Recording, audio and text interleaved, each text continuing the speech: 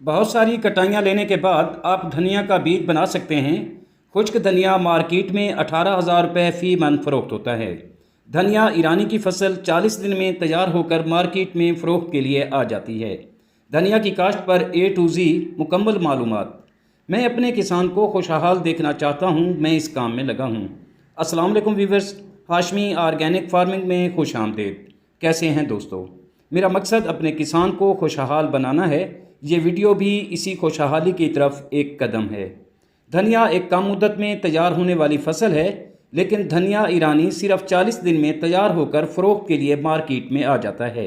और ये एक ऐसी किस्म है जो ज़्यादा कटाइयाँ देती है, बल्कि यूँ कह लें कि जब तक किसान का जी चाहे इससे कटाइयाँ ले सकता है। शर्त सिर्फ मेहनत और नामजाती खादों का वाफिर इस्तेमाल और सब्र है। किसान भाइयों, ये छोटी छोटी फसलें जहाँ कम सरमाए में तैयार होती हैं, वहाँ अपने काश्तकार को लाखों रुपए मुनाफा देकर खुशहाल भी बनाती हैं। धनिया एक आम मिसाला है जो हर घर की ज़रूरत है, यानी हर किचन इसके बगैर अधूरा है। धनिया की काश्त सितंबर अक्टूबर में की जाती है। इसकी बहुत सी अक़साम हैं, जिनमें दिल पसंद एक अच्छी किस्म है, और इसके अलावा पिशावरी, कंधारी और ईरानी धनिया मशहूर हैं। धनिया की काश्त के लिए सितंबर अक्टूबर बेहतरीन महीने हैं। धनिया की काश्त के लिए 1 साल पुराना बीज इस्तेमाल करना चाहिए। अगर फ़ी एकड़ बीज की बात की जाए तो दोस्तों, धनिया का 1 एकड़ काश्त करने के लिए 25 से 30 किलोग्राम बीज दरकार होता है, लेकिन कुछ काश्तकार चोके की सूरत में 10 से 15 किलो बीज भी इस्तेमाल करते हैं। इसी तरह दोस्तों, अगर धनिया की काश्त के लिए ज़मीन की बात करें तो इस फसल की काश्त के लिए ज़रखेज़ मेरा ज़मीन जिसका पानी का निकास अच्छा हो, वहाँ काश्त करें।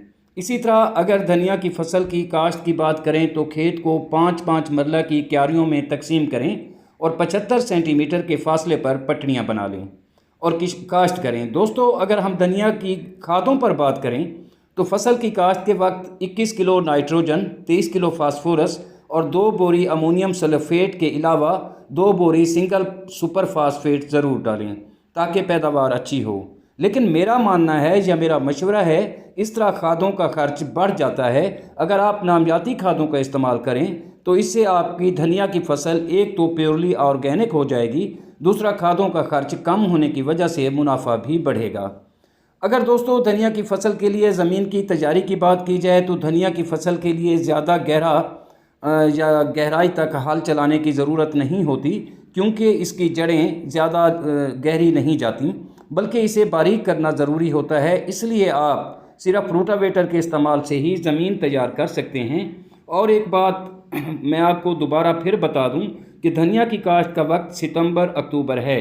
अगर आगे पीछे काश्त किया तो कम पैदावार आएगी और नुकसान का भी अंदेशा है। उम्मीद करता हूं कि आपको मेरी ये कोशिश पसंद आई होगी। वीडियो अच्छी लगे तो लाइक और शेयर ज़रूर कीजिएगा, और अगर आप दोस्त मेरे चैनल पर नए हैं तो चैनल को भी ज़रूर सब्सक्राइब कर दें। और अगर आप किचन गार्डनिंग करना चाहते हैं तो भी आप सितंबर अक्टूबर में करें, और वैसे तो पूरा साल ही इसको उगाया जा सकता है। आप छाँव में, साए में, अपने घर में किसी पॉट में, गमले वगैरह में, कहीं भी क्यारियों में आप इसे उगा सकते हैं। लेकिन इसकी अगर भरपूर पैदावार लेनी है तो आपने अपने किचन का खर्च कम करना है, या किचन के लिए अपना धनिया खुद तैयार करना है, खुश्क धनिया तैयार करना है, या सब्ज़ धनिया आपको चाहिए, तो आप सितंबर और अक्टूबर में काश्त करें। बहुत शुक्रिया। जल्द मिलते हैं किसी अगली वीडियो में, तब तक अल्लाह हाफिज़।